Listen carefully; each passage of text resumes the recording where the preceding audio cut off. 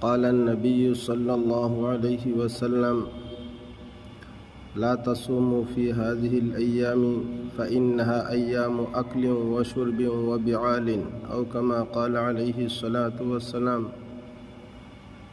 নবী করিম সাল্লাল্লাহু আলাইহি সাল্লামে ফরমাইছেন যে বৎসরের মধ্যে 5 দিন রোজা রাখা নিষেধ, 2 ঈদের দিন আর আইয়ামে তশরিকর আরও 3 দিন।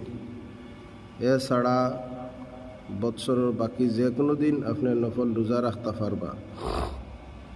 এই সুবর্ণ সুযোগ পবিত্র জিলহজ্জা মাসের যে ফজিলতর মুহূর্ত আমরার কাছ থেকে অতিবাহিত হর, আমরা নারী পুরুষ নির্বিশেষে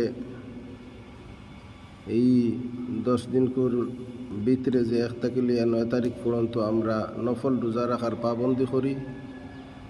আর শরঈ কানুন মতো আমরার মা বোনিত যে